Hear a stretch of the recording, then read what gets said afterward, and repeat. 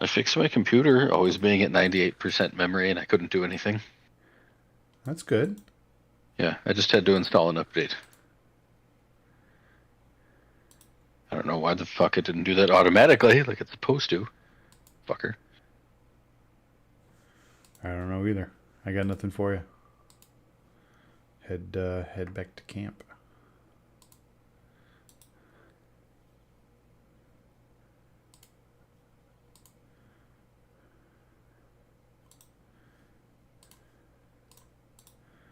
Da, da.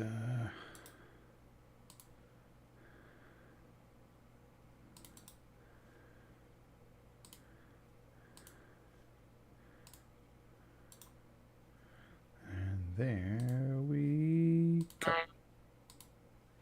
What was that?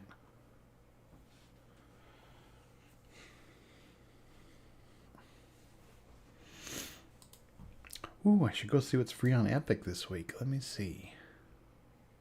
Okay, that's better. Good. I'm They glad. have these, those bags of salad that they sell at Safeway. Yeah. Yeah, I got 3 of them, and I think I took too long to eat the last of them. Oh. Yeah, it was the pear gorgonzola, which I usually really like, but I started eating it just a little bit ago, and it was a little more gone. Yeah, like I don't think. Oh, that's pretty good. Took me a minute to realize what you were saying, but that's pretty good. Yeah, like I ate maybe a third of it before I realized like it's just not good. So, yeah, I threw it down the garbage disposal. But oh, sorry, that's the other thing. Let me file a ticket with my landlord real quick to get the garbage disposal looked at since it's not moving. They're really good about it. They will probably have it done tomorrow. Well, that's good. Yeah. Well, maybe later now that it's 8:48 in the morning. That's maintenance. Why is it bringing up? Oh, they changed the user interface. Oh, I can just skip. All right, cool. There we go.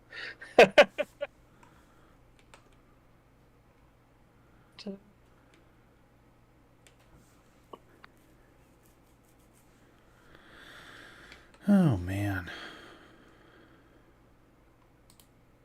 Oh yeah. I just had like not a shitty week, but just like the kind of week that just like wears you down, you know? Not that I'm like tired, I'm just like I'm just kind of done with stuff, you know? I don't know how else to put it. Just a lot of stuff at work. And the kids are like at a point where like they just need constant hands-on intervention or attention. And it's like from dusk to dawn, you know? Or dawn to dusk. It's just like non fucking stop seemingly lately. Well, that's good that there's not any vampires. Yeah. Although we're gonna have 2 for Halloween this year, so who knows? Oh. Man, every year, Halloween, it's fucking hot, and I'm always, wearing a costume. My costumes are fucking hot. It's finally the high for Halloween of 75, and I'm not going to have any reason to be outside. Okay. The boy is now too cool for costumes? Yeah, well, I mean, he'll be with his dad next week. But yes. I mean, you could go trick-or-treating. I could, but no, I'll probably have to sit outside and hand out candy anyway. Because I can't, I can't just do it from in here and have Puka barking his fucking head off every 30 seconds. Is it a 1-story home or a 2-story home? Huh. You could, yeah. I was going to say you could like open a window and just like slingshot it to kids as they walk by. Just smack them in the face with a Kit Kat. Well, usually I put the bowl out and I just sit there and then I say, take some. Also, so I don't have to do anything. The last couple of years, we've just been putting a bowl out and it's just said like, help yourself. Yeah. That's 'Cause- why, yeah, that's basically, I'm sitting there to, prevent the teenagers who are going to dump the entire thing in their bag. Yeah, I mean, Nick knows more about where I live, but like I'm on like a hillside, and like to get it to my house, you have to go up this like 40-degree driveway, and so we tried the first year we moved here to be like at the door, and nobody would come up here. It was not worth it for them to come up and see if there was trick or treating available or not. So we just get passed by, and we had all of our candy left, and so we're like, well, we don't just like not give out candy. Like, we're Halloween. We're going to do the Halloween thing, at least for the kids, even if I'm not into Halloween. So then we started sitting down at the bottom of our driveway, but then we're like, well, there's no sidewalks here either.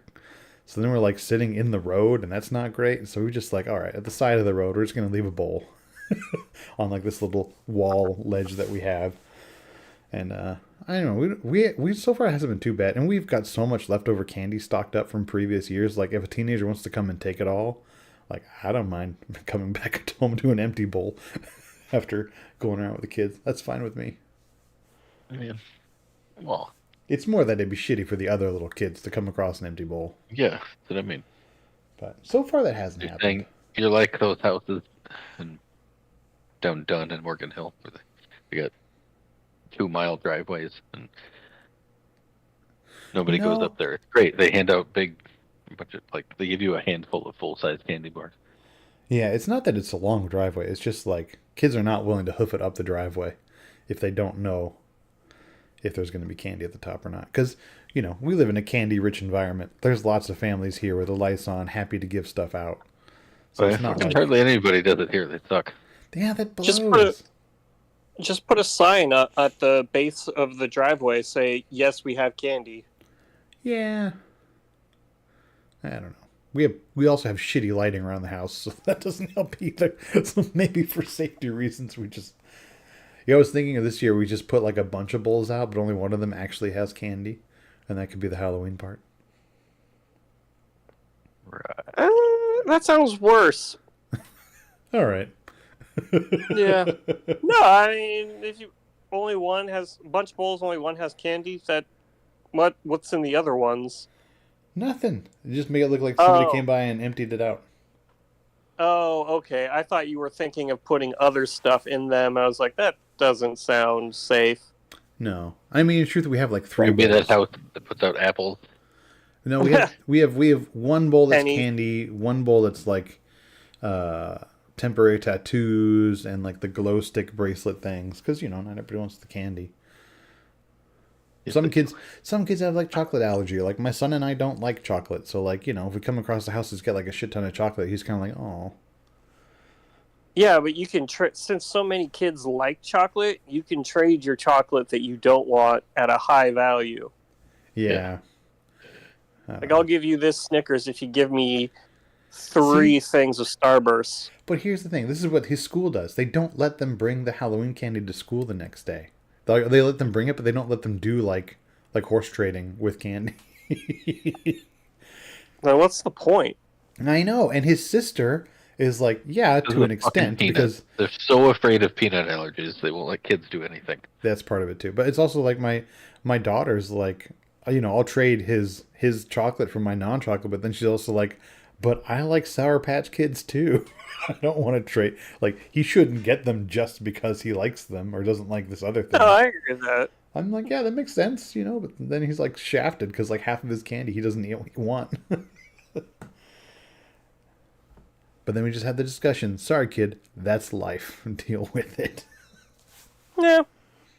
Find something I to mean, do look, with it. the way my philosophy is that the world is unfair, but the world being unfair doesn't give people license to be unfair to other people. Yeah. Yeah.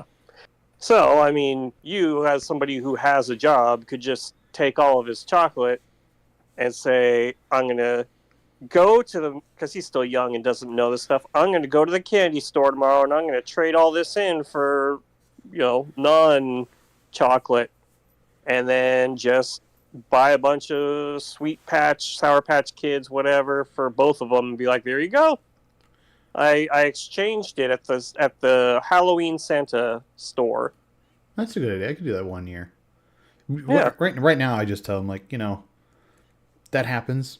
It's free candy, right? Like, I understand it feels unfair. She got more than you, but like other kids also get more in other neighborhoods. Like, it's not always going to be fair, and it's free candy, and we're not going to complain about how much free candy we got, right? Like, Yeah.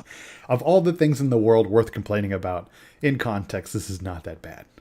And that usually he's okay with that. Like, it's free candy. It's free candy you got for walking around, dressing up, and having fun. Cool it. Yeah.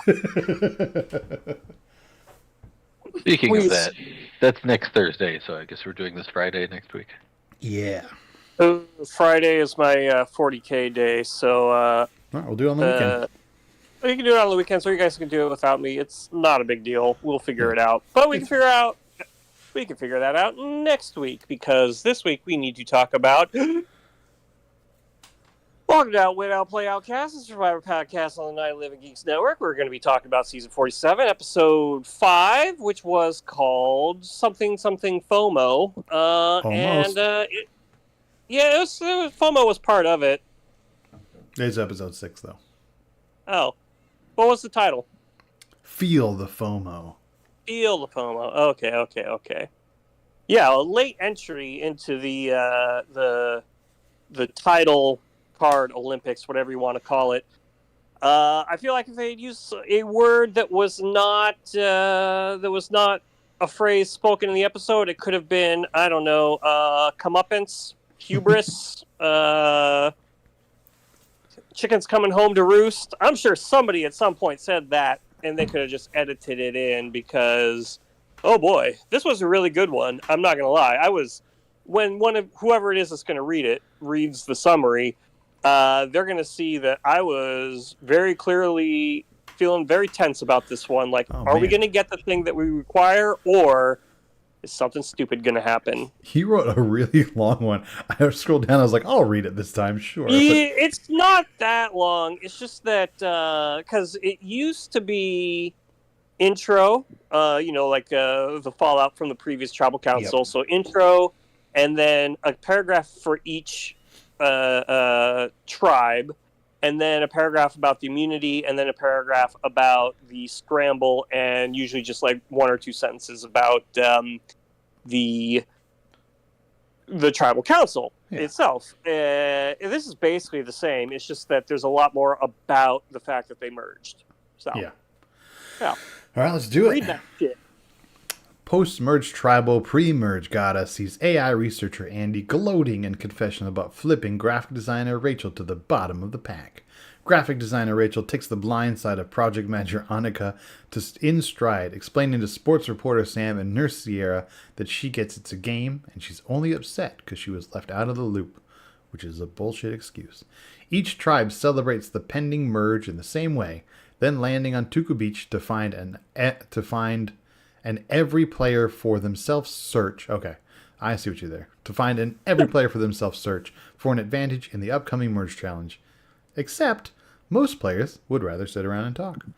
A couple go a-searching, but get sidetracked by finding flight school operator Sue's detritus, leading strategic consultant. I'm going to stop reading. What is the thing with their titles? First of all, it is really clunky. We never mentioned their job. And number two, now you know why it was so long. It is so clunky to read this. I'm going to start skipping these. You're clunky. Don't skip it. I am clunky. Don't hit me where the confidence is low, calling me clunky.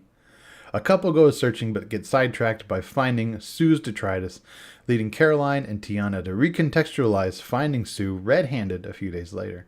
Genevieve finds the advantage in a buoy that everyone else ignored. Well, Sam did. Well, Sam kind of ignored it the most, maybe. Rome is out there doing the most once again, only this time he doesn't have the leverage of an immunity idol and steal a vote.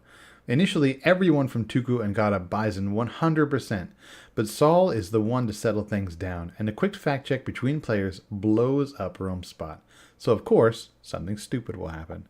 We get a good old-fashioned schoolyard pick that, according to the internet, featured Teeny and someone else's team captains, with Sue and Andy as the last two picked.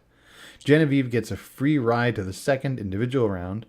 It was a 4-minute clip I didn't watch because if anything interesting happened, they wouldn't have edited it out. Lots of new twists on existing challenge elements that we should talk about, but the most important part is Gabe and Rome just fucking blowing a huge lead in the puzzle portion. The individual portion is ball bouncing on a bowed batleth, and construction worker Kyle, damn it, I missed one. Good for him. Ah! Wins. It's so, I'm like trying to read this in stride, but I'm having to cut so much out, you asshole. At the sort of merge feast, Teeny has one drink too many, and everyone agrees on Rome as the first target. But the debate on his second name gets some suspicions raised. Back at the beach, everyone sets their sights on Rome, who tries to talk his way out, but no one is buying it. Could it be that his uppance is about to come, or is something stupid about to happen?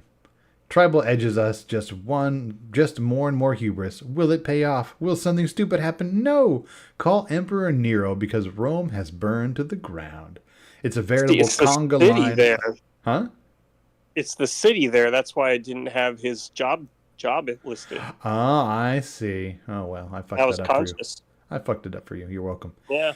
It's a veritable conga line of humiliation, and we're treated to everyone's thoughts on him direct to camera. Also, since when does Andy speak German? Oh, and the ambulance are out of play now. Smart move. Yeah. They kind of realized this is an albatross around our neck. Let's play these just to get rid of them. I like how hurt Jeff was. Like, what? We worked so hard to think of a good thing, and you guys all like saying it's bad. Yeah, well, he knows what he's doing. Yeah. Well, people normally lie about it. You know, everyone told everyone. Yeah, and then everyone exactly. knew, so. Well, I think the cat's out of the bag because all right, this was different from the last time that they used this. We covered that in the episode where they got them, but it's still similar enough that the situation is like that season, the last time they did it, where immediately there were targets on all three of their backs, and whoever survived was going to get the idol. So they just kind of decided amongst themselves, let's take the targets off of us. Let's not be like literal last season where everybody misplays their idols completely. Okay. So I thought they made a smart move by just like, all right, everyone knows we have them. There's no surprise factor. Let's just get rid of it so that we aren't further in trouble. Okay, I do need to correct you though. Last time they had the ambulance, it was with Austin and the two other people were the three with amulets, right? And Austin proceeded to vote those other two out. Yeah. Now, I could see how you would think it was because of the amulet, but I think that's because you forgot the choice which was between ambulance or sandwiches. And he wanted sandwiches, and they made him pick amulet, and he voted them out. He said this. He voted them out not because of the amulet, but because of the sandwich, and he really wanted that fucking sandwich. He said that, yes, and I'm sure he even meant it, but also it was the smart move to make because it was. Oh, it was just. What was when they're all three in play? Because I know when there were two, it was like a steal a vote or something. Yeah, it powered up as well. Yeah. Yeah, exactly. So it's like, I would like to have an immunity idol, and I need to get rid of these people who annoyed me because they denied me a sandwich. Yeah. So it was a two birds, one stone vote out situation. Yeah, and again, tactically, it was the right thing to do. So yeah, no, Austin made thank you for remembering his name, by the way. Austin made the right decision, and yeah, all right, the sandwiches were a part of it, but not really, so yeah. Austin, anyway, who by rumors very soon will be related to Jeff. How so? Is he marrying his... He is dating Jeff's niece. Oh, well, that's not really relation. Uncle-in-law is not a thing. Is it in-law? I don't know if it was in-law or not. I just know it's uncle. Well, that's what it would be. It's like think about it. He can genuinely call him Uncle Jeff. Yeah, that's true. Yeah. That's true. CD, you could have had that. Mm-hmm. But you decided to go for a very talented furniture builder. So he made a fucking coffee maker. I still remember that. How the fuck do you make a coffee maker? I can't even get my head around it. I don't know how you make one IRL, let alone in a cave with a box of scraps. Yeah, the other thing that Jeff was amazed at is that they didn't. That like after 2 minutes of looking for this advantage, they all just kind of stopped. Yeah. It's frustrating because like I get why they did it because they're all like it's one of the problems with the modern like problems, I use that as a loose term, but one of the problems with the current modern era is everyone is a super fan. And so, like, I know the right move to make is to socialize and build alliances. And so they're not doing the interesting things that they Okay. used to. Like socialize after somebody finds the thing. Yeah. Right.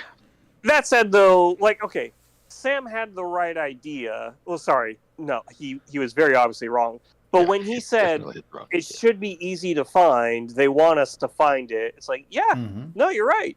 And then he says, "What's that buoy?" I don't know, probably nothing. Like, what? It's very obvious to find. Like that was so baffling to me because he Yeah. called it out, and it's like, did you have buoys at your camp? I mean, if they did, right? Like maybe buoys are normal, but and we just don't see them because of the camera angles or something. But I doubt it. You know, I was thinking. Yeah, I thought he was doing that as like a fake out, like he was going to be after she leaves and then go get it. No, he seriously didn't think it was anything. Nah, that's probably the other. There was a similar moment to that. I forget which tribe it was. It might have been Gata. The boat comes in. They say, "Hey, there's a boat."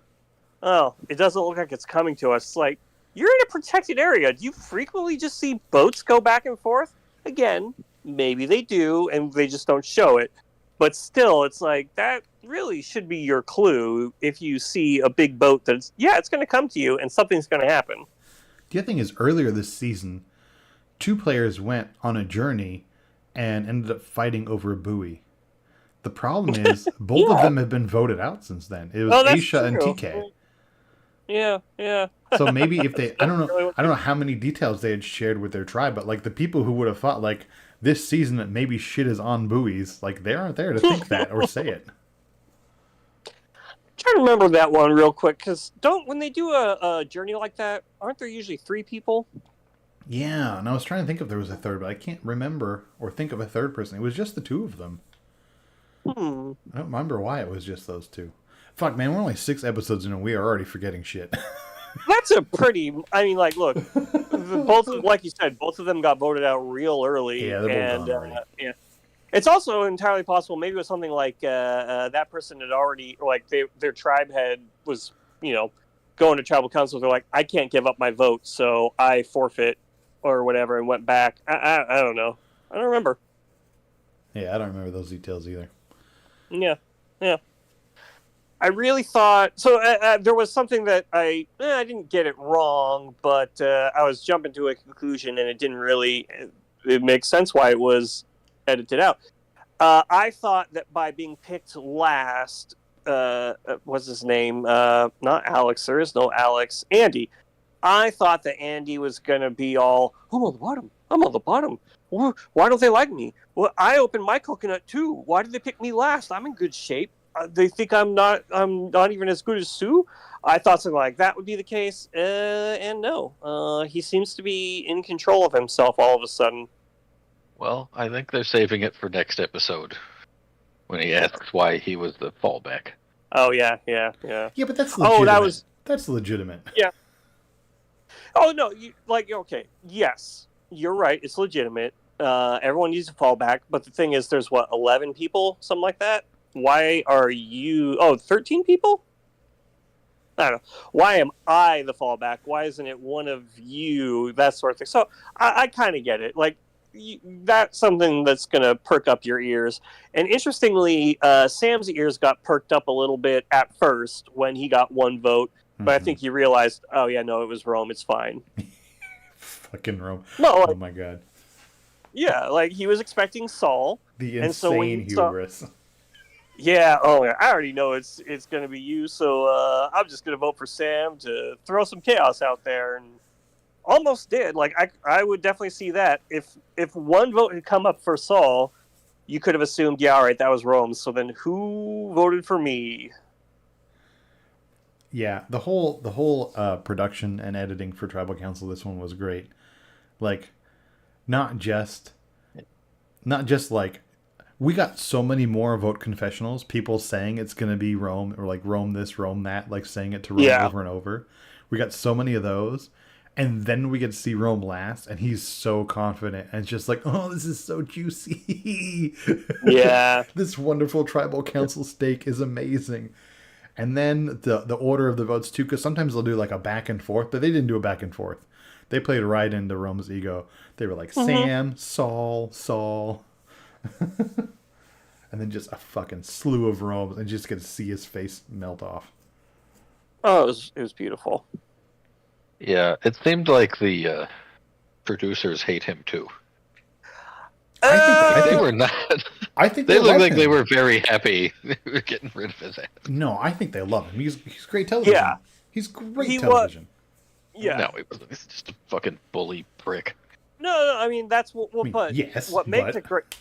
What makes it great television is the fact that he got it so quickly. You know what I mean? Like they merged, and he starts talking to Kyle.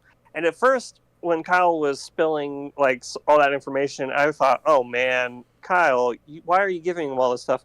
But then the way that he used it, like without the leverage of those advantages and without the small tribe, because like when it's only 6 people on a tribe and you're one of them, you only need to convince 2 people. Yeah. And so if you have all of those advantages in your pocket, he had what? He has steal a vote. He had an idol.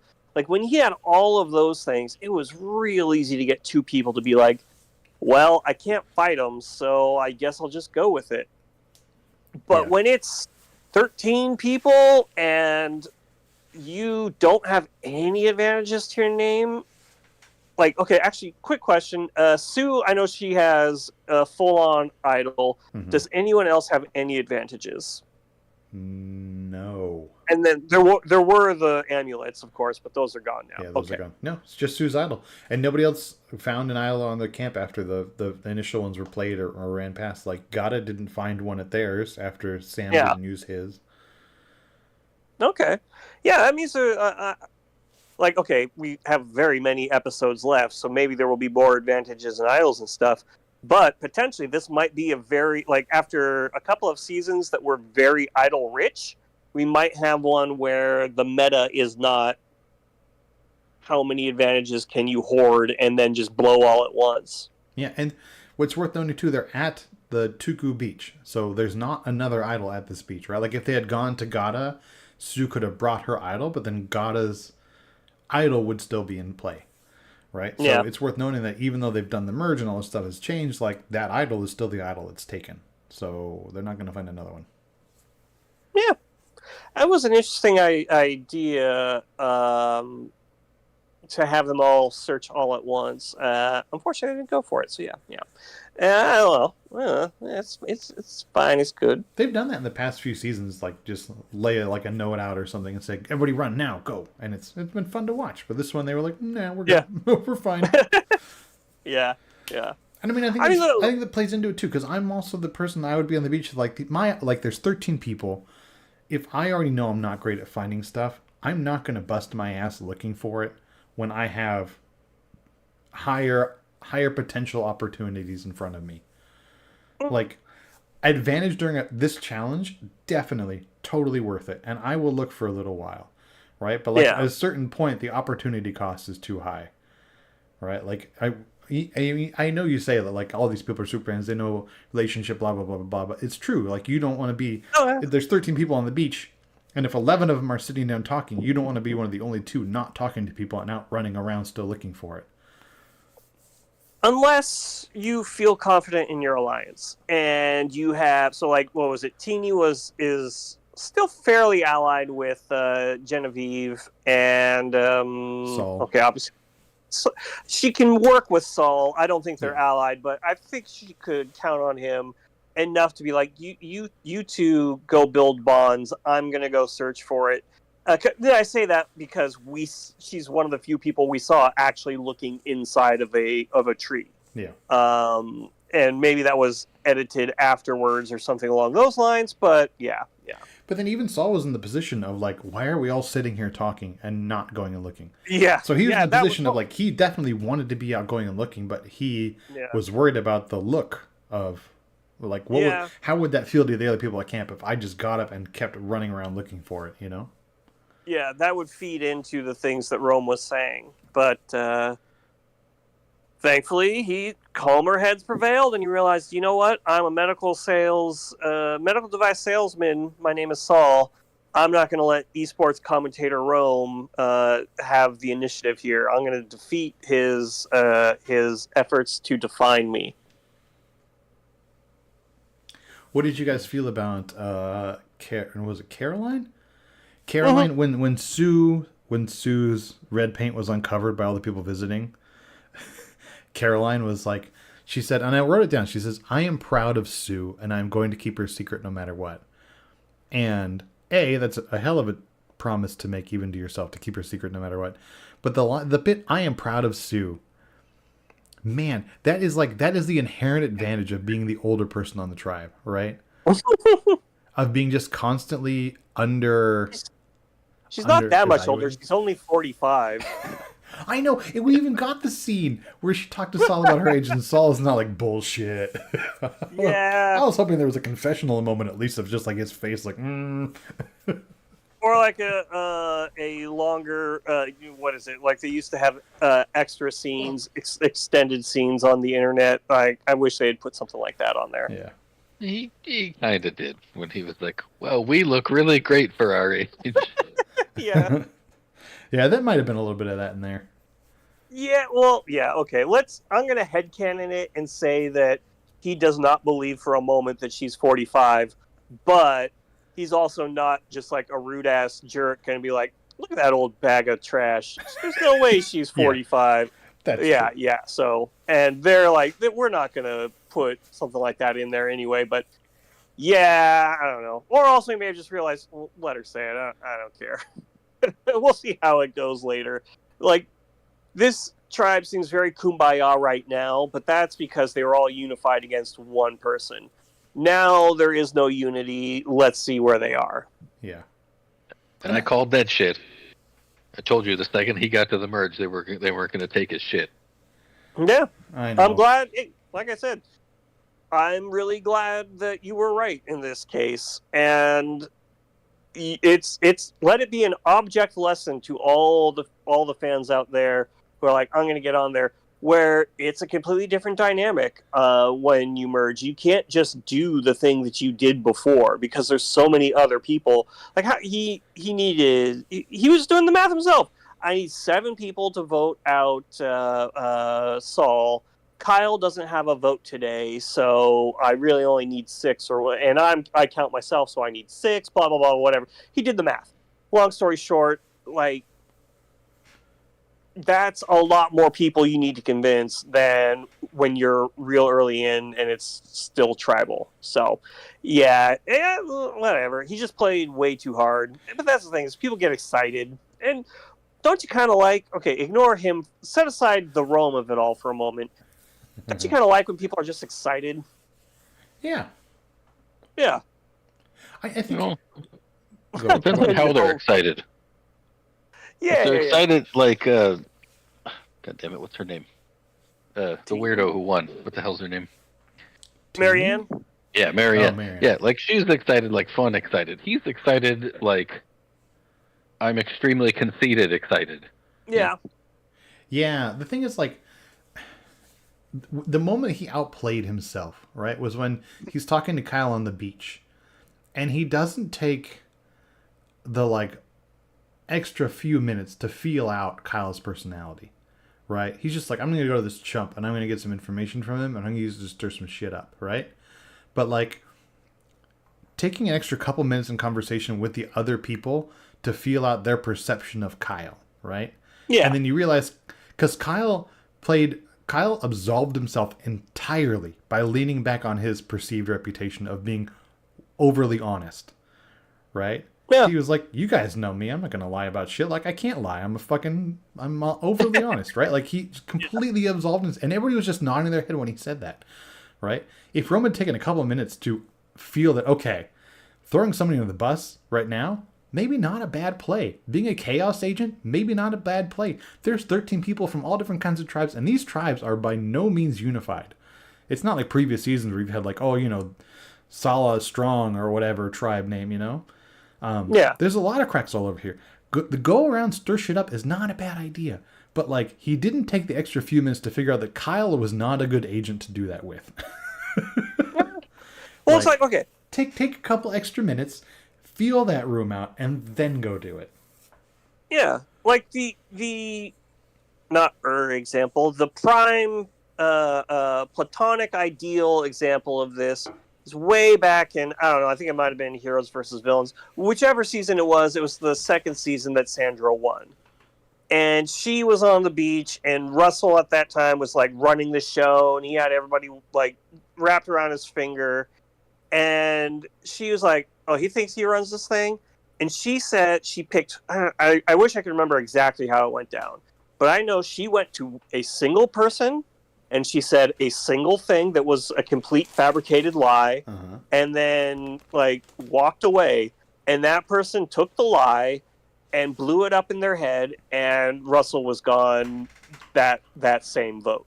Like it was like a sniper headshot the way that it worked out. And maybe it was different people, but in my mind it was Russell. Anyway, to bring that to this season, what Rome was trying to do, Rome was trying to like, I'm going to sniper headshot all of these people at once, and then like, oh, we're going to get rid of Kyle. Oh, Kyle won? Well, now I'm going to somehow double it back on Saul.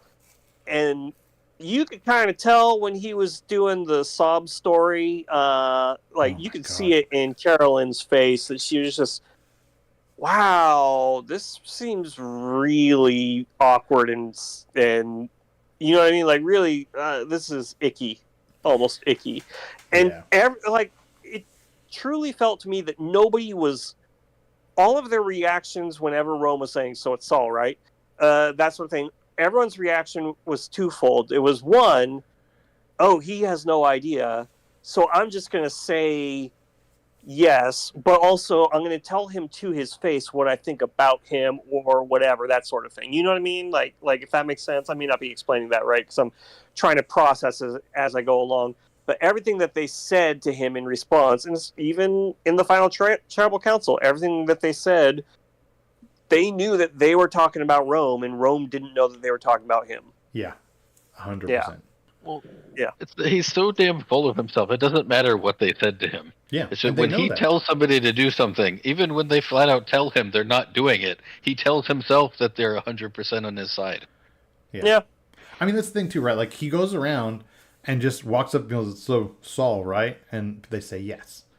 And then he goes, "No, Saul, isn't it Saul? That's going to be Saul, right?" And they say yes. And then he comes back to confessional. He's like, "I'm fucking amazing at this game."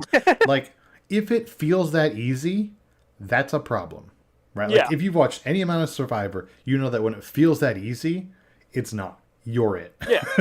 Well, yeah, like, we mentioned it, I don't know, in like season 2 or 3 or something like, or season 2 or 3 of our show. Yeah. If you can't spot the sucker at the poker table, then it's you. Yeah. And the problem is his ego is so big, he doesn't get that. He just thinks he is that amazing at this game. And, like, for what it's worth, I find that fun to watch. It's okay for a season to have a villain. And a guy like Rome that eats up screen time in an interesting, fun way, I'm down with. But there's... What? No, finish your thought, sorry. I was going to say, but there's just those couple times where it gets uncomfortable, right? Yeah. Where he crosses that line from being a fun to watch villain to somebody that I'm actively rooting against. I like rooting for villains. I fucking love Abby Maria. I think she's phenomenal, right? You don't fuck with the Brazilian dragon. But like with Rome, there were two spots, right? The first spot with Rome was when he's following Saul around and won't get more than like 2 feet away from him. And when he was like, when Saul's like, "Can I go to the bathroom?" And Rome's like, "Yeah, I'll go too." Or like, no, man, no. Like when we had this discussion before, like, we know it's Survivor, but don't, still be a human being, right? And the other one, this one was, like Brian pointed out, when he was given the sob story to Caroline and Tiana, I think it was. And it's just like, you can't, like, we all complain, especially Brian complains when players win because of their sob story. right? And whether or not that's a legitimate strategy for winning this game, you can debate that. But don't make up a sob story just to snipe a specific person. that is low. Yeah, that's Johnny Fairplay level of Well, nonsense. it's easily um, proven false. You just ask the other people, like, was Saul a bully to him? And they'll be like, no, it was the exact opposite. Like, See, but here's the thing: if he had done it before, this is why Rome is actually so close to greatness. I feel like if he had done it before the challenge and gone around telling people, Saul's a bully, Saul's been mean to me this whole time, and I don't know why, right? The only lie there is the I don't know why. You know 100% why he's been a bully to you, right? But that's a more allowable lie, right? Because then they go to the challenge and Saul's yelling at Rome the whole time, and it confirms for them what Rome said, right? Like he's so like there is a little bit of a kernel in there that could be a good player. Oh yeah. He Could like be. okay. Everyone's a fan and everything, and they have this idea of this is what I'm going to do when they go in there, but they don't realize, like you're not perfect, right? Like not everything's going to go the way that you want. So he naturally assumed, oh, I'm going to get out Kyle because Kyle is a nice guy. He's a good target. He didn't wear red, and at that time, remember, he and Saul had worked together a little bit, so he probably thought, Saul's my buddy now. He's my little. He's gonna do whatever I tell him to do. Yeah. So like, yeah, well, I'll nuke Tuku or whatever, that sort of thing. So he just thought, yeah, that's gonna work out. Saul won't betray me. Yeah, but like I said, people are gonna compare notes. Yeah. And when that happens, you can't skip the foreplay, right? Like, yeah, you've got to build up to the person you're going to try and get out, and he didn't. He was like, I'm going to just say it's going to be Kyle, and then oh fuck that, I can't do that. I'm just going to say it's going to be Rome. Like, no, you got to build up to it. You got to lay that foundation. You got to get everybody in the mood for it. Yeah. look, I know what you guys are thinking, but no, they didn't ask me when they designed the immunity idol. The fucking bat. With the skull on it. I like that Kyle was, at first I was like, man, that's a bit much. And then Kyle's like, I got a bat tattoo on my back. I was like, all right, cool, it's fine. I think it's ugly, but obviously it's brilliant for Kyle, so I'm just going to be cool with it. It reminded me, of course, of the Night Lords Legion of Space Marines with their Primarch Conrad Kurz, who turned traitor during the Horus Heresy. But if you actually look it up, you'll be like, "Oh yeah, that does look like the Night Lords icon." I will look it up. But yeah, look it up, and then we're going to hear the click clack of your keyboard later. I'm going to look it up later. I do want the other thing I do want to ask about. Yeah. How do you guys feel about Andy? I mean, and his being completely unapologetic about Annika's vote out. Yeah. Here's the thing. He had if he had not had that really terribly awful first episode, I would be lukewarm on him. As it stands, I just don't like him. You know what I mean? Like I'm just like whatever. I would like to see him voted out next because that puts everything into. It's like you were saying about what Rome should have done by laying the groundwork on Saul. Like I am already primed to see the things in Andy that I just don't really like. Like even him speaking in German to the camera, it's like that's a little bit show offy or whatever. You know what I mean? Like I don't know. Yeah, little things like that. Yeah. Because I'm trying to put my finger on the difference between Andy and David Wright. Do you remember David in season 33? No idea who that is. David in 33, he was phenomenally bad at this game and phenomenally bad at challenges. Like I remember there was one where he had to pick up a buoy and put it in the basket on a platform, and he kicked the buoy off the platform as he was trying to pick it up. Just phenomenally bad. But as the season went on, he got better. But there was like a likability to his putziness. And Andy has the same putziness, but does not have the likability. I think, to me at least, I think it comes down to age. Like when you saw David Wright trying to do that stuff, it just looked like a wounded puppy.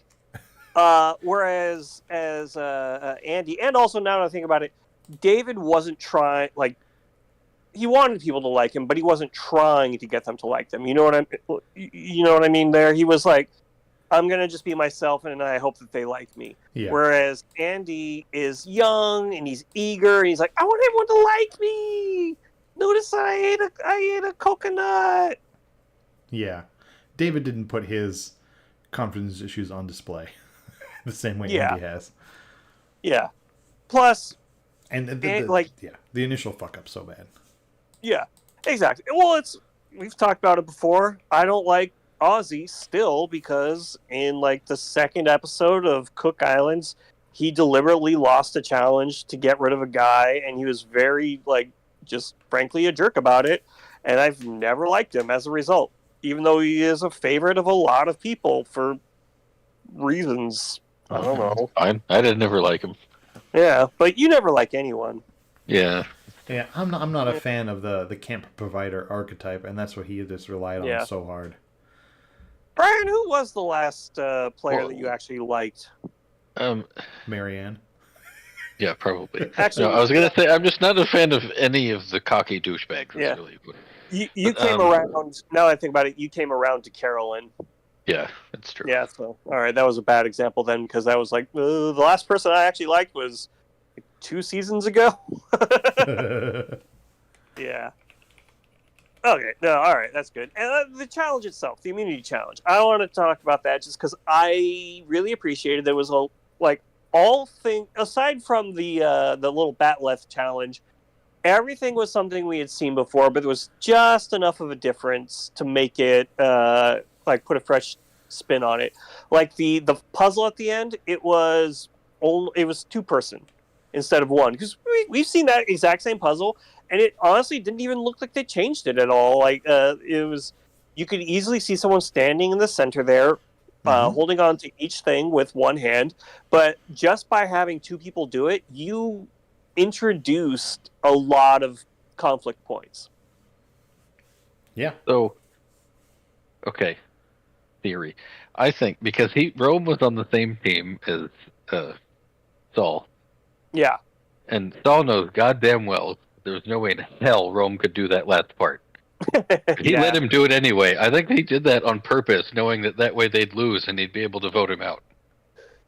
That's another one that I wish we had seen, if only to dispel. Like I said last week, I wish when we saw, wow, that those sentences didn't work at all. Let me start that whole sentence over again.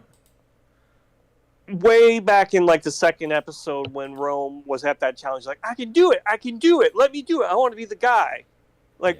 Because we haven't seen that since, we kind of have to assume maybe he's still doing something similar to that, because he is always still trying to be the guy. I just kind of wish that they had shown something so that we could see if it's them just going, yeah, all right, Rome, go ahead, do it, whatever, and it doesn't even become a deal, or if he's still pitching himself, or if they're strategizing. We get a lot of stuff, and I'm grateful for it, especially now that it's like an hour-and-a-half long episode, but I do wish that they would show a little bit more of the strategizing before a challenge goes. That's like the one thing that you could add that back in. You could trim 2 minutes someplace to add just a little bit of, all right, we're going to do this, we're going to do that, you do that part of it, and we're going to, whatever. You know what I mean? Like, I kind of wish they did a little bit more of that, just so that we got that behind-the-scenes stuff. I'm going to really safely assume, I think, that Rome put himself in that position. Because even when he was on his tribe of like 4 or 5 people, he was obviously pushing hard enough to get in that spot every time. And then now you're on a mixed tribe and everybody's probably a little more hesitant to push, and Rome would not be because of his ego. So I 100% believe that they do that schoolyard pick, they huddle up, and Rome's like, put me on the table. Yeah. And I also really want to know nobody's there to give pushback. I want to know where he went in the schoolyard pick'em. It's only a 4-minute clip. I should probably watch it. Oh, well. Oh, well. Yeah. I mean, I had like an hour and a half between finishing the episode and us starting recording. I clearly had plenty of time to watch it over and over and over, and I just didn't watch it even once. No, that's my own fault. Partly because I discovered it at like 1 in the afternoon when I was scrolling through Twitter on a break at work. So I would have to scroll back pretty far, and you know how bad the user interface on that Oh thing yeah, is fuck now. that. Yeah. So Yeah. I will say I was really down on Rome as a person and a player. But then when he got blindsided really bad and he had the moment where his face dropped, he still left really graciously. Yeah. Right? He wanted to hug Jeff. It was all smiles in the goodbye. In his exit interview, he was just like, "This was a fantastic experience. Thanks for letting me play." None of the he didn't have the hubris there either of like they voted me out because they knew I was the biggest threat. That's Yeah. 100% what I was expecting, and it wasn't there. It was all just genuine like, "This was awesome. Thanks for letting me play. I would love to do it Well, again." Blah blah blah blah. You know, like that's because he didn't have to say that because they told him that when they clapped for him. Why the fuck did they clap for him? What the fuck was that? I don't know. But then the roller coaster emotions doesn't stop because in his exit interviews, he is 100% blaming everyone else for why he lost. He was like, Yeah. you watch the challenge. Gabe was the one yanking on it, not me. Saul was yelling for a switch when he knew that it couldn't happen. He was just doing that to make me look bad. Like, no, Rome, you make yourself look bad just fine. Yeah. Right? Like he went straight back to the completely off shifting any blame for the flaws in his game to other people. So it's a little bit of a roller coaster with Rome in my mind.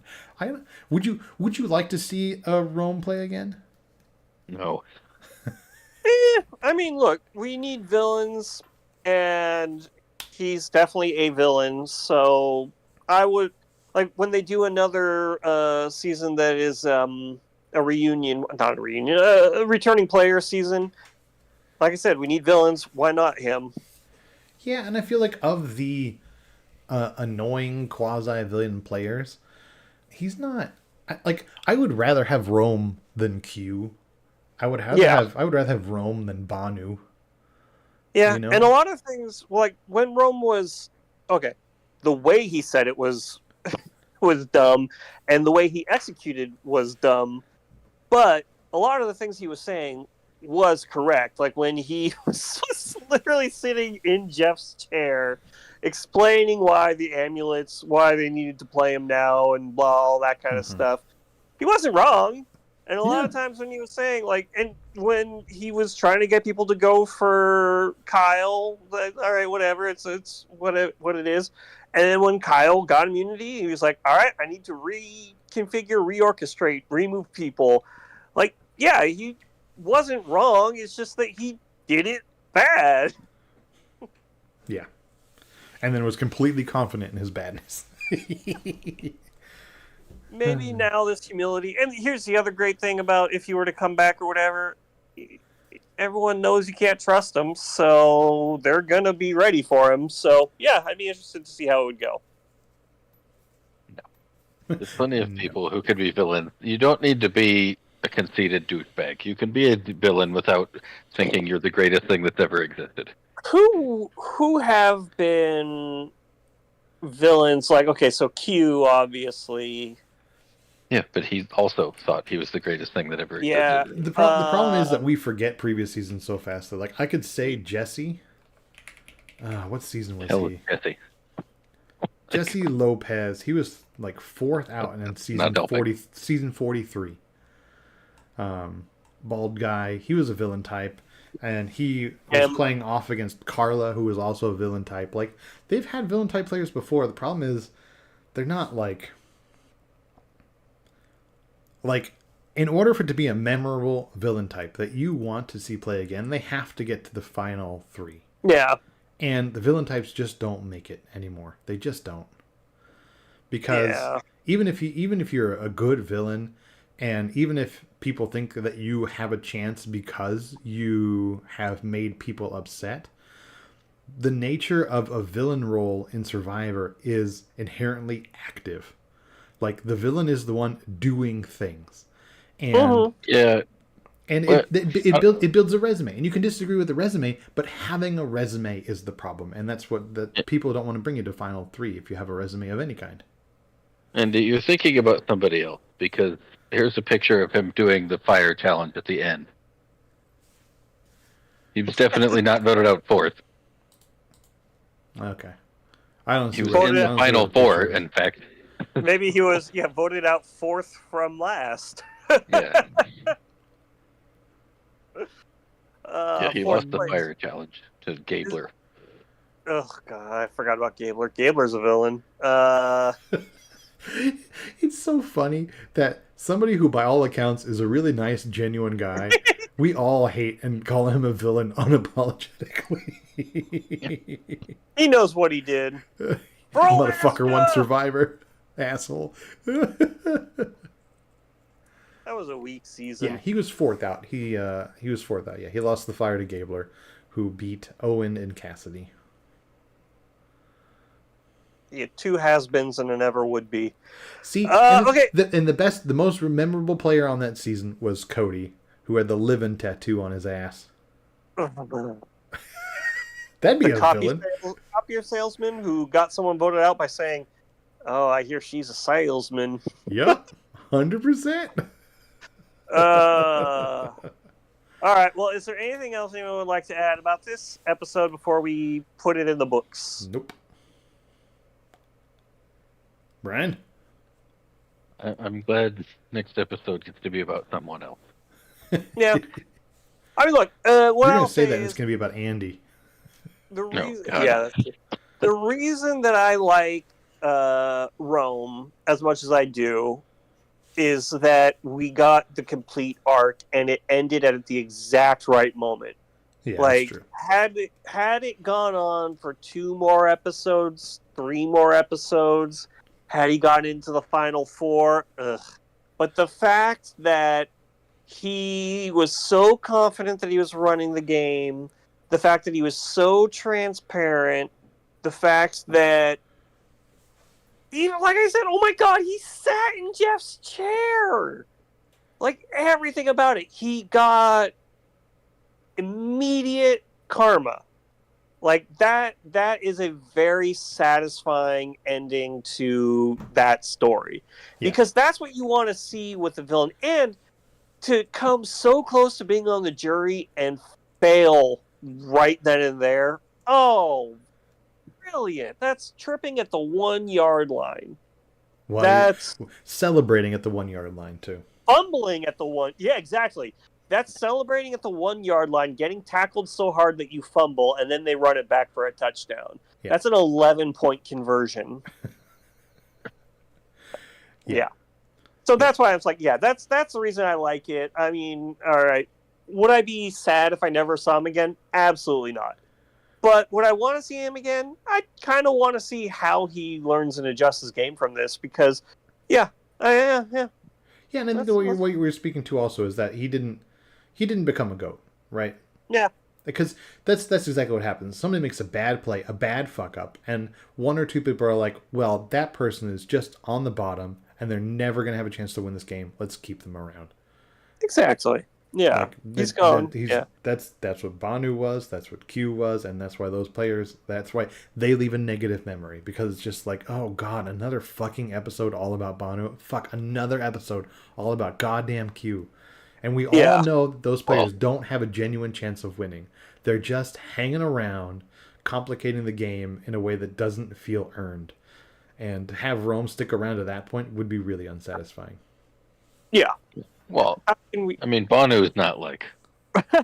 Banu wasn't a villain. He was just extremely bad at the game. Yeah, but it's still 1 or 2 episodes too many of Banu. Yeah. Oh, yeah. No, Banu went on too long. But if you want to see a new Rome, not necessarily the new Rome, you can always watch Francis Ford Coppola's masterpiece, magnum opus, Megalopolis. Now, let's go to Fantasy Survivor.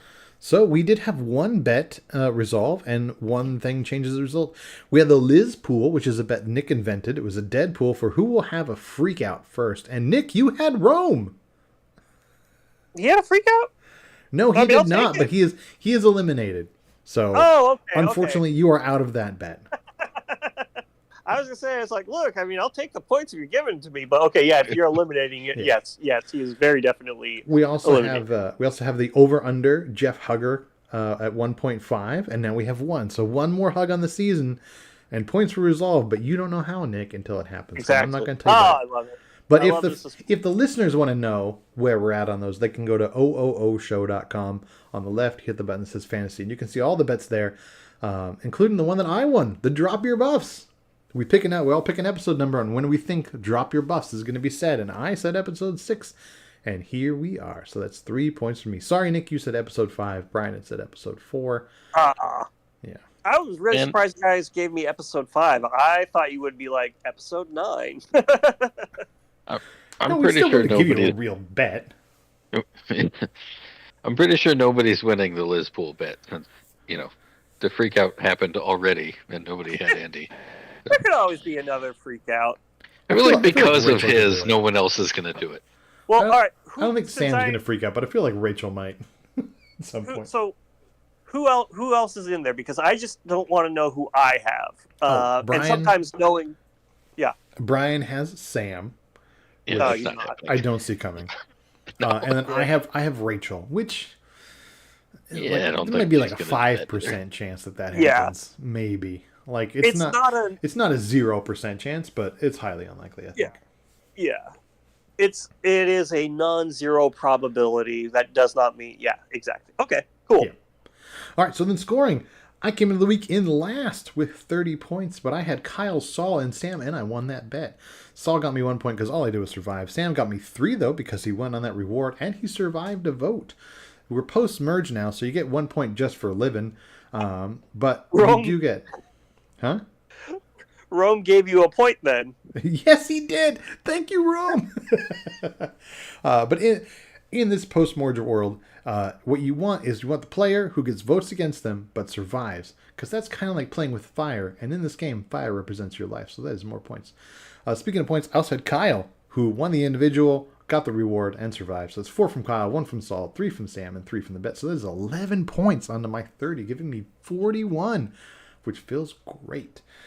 Nick, you came in the week in second place. You had Gabe, Caroline, and Rachel. Gabe and Caroline both got you 1 point because all they did was live. Rachel got you 2, though, because she went on that reward challenge. So that is 4 onto your 33, giving you 37. Brian, you came into the week in first with 37 points. You had Sue, Tiana, and Teeny. Tiana got you 1 point because she survived. Sue got you an extra point because she went on that reward. And Teeny got you a 3rd point because she had the immunity idol played for her. So there you go. That is 6 onto your 37, giving you 43. So, Brian, you were still in first with 43, but I've come charging up into second place with 41. Nick, you've got 37. None of us have a player to replace, but that means, Nick, you're up first on the waiver wire. There's Andy, Sierra, and Genevieve on the bench, and you have Gabe, Rachel, and Caroline. Oh, boy. Any switches? I feel like I should.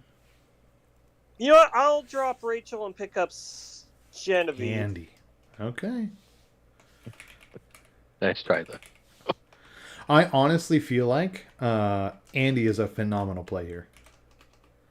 Call me crazy. Okay, I don't know about phenomenal player, but I think that Andy is a high risk, high reward pick for fantasy, and right now I want sure things. When you're in last place, but you're only behind by what? Let's see, I'm behind you by 4. I'm behind Brian by 5. Matt 6. Yeah, so I'm not out of it yet. So I mean, I don't need Andy right now. I mean, he would have been worth how many points? So let's see, he would have been worth 2 for getting votes, 1 for surviving, 1 for saying he would have been worth 4 points today. Like I said, that's pretty good, but I'm not going to ride those waves. Those waves are too choppy. Yeah, Give me the smooth. I feel like he's the player who's going to get 2 or 3 votes a couple weeks in a row here. Yeah. I feel like he's the player that nobody's ever voting for again. I don't know. He's the GOAT. We'll have more clarity in the next episode. Either, because we all know how the preview works. Well, they take things out of context and they want to get you hooked. So maybe he does have a freak out, or maybe he doesn't. And if he does, maybe they vote him out just because, hey, you know what? We united behind the last person who annoyed us. Why don't we just unite behind this person who annoys us? And we didn't talk about this, but Gada seems to have no problem voting Andy out. Yeah. Yeah. Well, again, we should have talked about it. Yeah, I'm going to keep my team as is. It's something we should probably have talked about, but it's just the idea of they realized they were the first ones to realize the tribes don't really mean anything at this point. It's fine. Let's just create a new alliances from right here. At least I should say Sam did, because Sam was never really attached. Or I'm sorry, he was attached, but he was willing to sacrifice him. Genevieve doesn't really care about Andy, and in fact is kind of annoyed that. I'm sorry, was it Genevieve? It wasn't Genevieve. Sierra. No. Sierra was kind of annoyed that they got rid of Annika instead of what's his name, Andy. Andy, and then obviously Rachel is just like, no, I want revenge. I want Rowenge. Yeah. Sam straight up told Saul, "I'd rather keep you than Andy." Like that's brutal for Andy. Yeah. But that's why I do think part of me wants to drop Saul and grab Andy for the points, but I am at the place also where like I want to get the person who's going to win challenges. I'm glad that my instinct for Kyle was right. Sam, I think, can have some interesting chances for challenges coming up. Saul, I want to see Saul bloom. Now that Roma's gone, I want to see what Saul blooms into. And if Saul plays good things next episode, I'll keep him. Otherwise, I might pivot to Andy next week. Yeah, that's fair. Yeah, like both Sam and Saul, I don't think they're huge threats to win challenges, but they could. Yeah. Like if they did, I wouldn't be surprised. Like, to be honest with you, I really wouldn't even be surprised if Sue won a challenge. Yeah, she was there. She was close. Yeah. So, Brian, you want to drop Sue? Brian, you have Sue, Tiana, and Teeny. Want to make switches? No, I don't want to drop the person with an idol. Damn. But like, yeah, no, I don't want any of those people. Well, maybe Sierra, but Those people. Oh, I know you want Sierra. well, yeah, but that's different. I feel like no, I don't want to. We'll gloss over that now. Actually, I'm surprised. If I were you, and I'm not gonna do this myself, but I would be willing to drop Teeny for Sierra. Yeah, I was thinking that, but nah. No, that's fair. I'm wondering. Gabe? No, I'm at least gonna keep Gabe this next round, or this next episode. But if Gabe doesn't really do anything, or if I don't get a good vibe of his chance of winning, like, I don't see why I wouldn't drop him for Sierra. I think Sierra has a better chance of winning. Gabe is just Gabe, I think, he wants to be a villain. I don't think he's good enough to be a villain, but he might get to the end, and then he has made, like his Sue strategy, and he hasn't pissed anyone off, so he might, I could see him winning. But, if it was as it is right now, if it was Gabe or Caroline or Sierra at the end, I don't think Gabe would beat either of them. I mean, I'm at this stage, I'm not necessarily looking for people who are going to win. Maybe in another episode or two. But by then the waiver wire is gone. I don't think I'm looking at Andy, Sierra. Andy's not going to win. It'd be phenomenal if he did. Sierra and Rachel have as much a chance as anybody else, I think, at this point. We haven't really seen too much of the post-merger dynamic. No, I don't think Sarah does, which is why I didn't pick her up, because that's the only person everybody knows has a voting buddy, and they're going to try to break him up. Yeah, that's the thing. At this point, I would be trying to find somebody who I think is going to get stray votes, and I feel like Sierra and Sam are going to get broken up, and I'm just banking on Sam staying around before Sierra, and I don't know why. But I just feel like they're going to do a split vote and do half on Sam, half on Sierra, and it's going to be 3 or 4 points coming your way if you're the one who happens to be lucky. If you had some sort of sixth sense precognition, it would be the worst mutant superpower in the world. You would never make the X-Men. But if you had this power to know who was going to get voted out next, then you would just pick the person that they're most likely to vote for, because you'll get their one vote. Yeah. Yeah. All right. Well, that's gonna do it for right now. I hope you have a good Halloween, which is next week. Yeah, that's it. That's all I was gonna say. All right. Or this week by the time you post. Yeah, by the time you post, it's going to be 2 days away. By the time you post it is tomorrow. All right, look. It's late. I'm tired. So, all right, goodbye. That's fair. Scream! Oh, spooky, spooky! I'm a ghost. Oh, we should have done something Halloween related. Oh well, whatever. Okay. We'll do it next week when it's a week late. Yeah, no.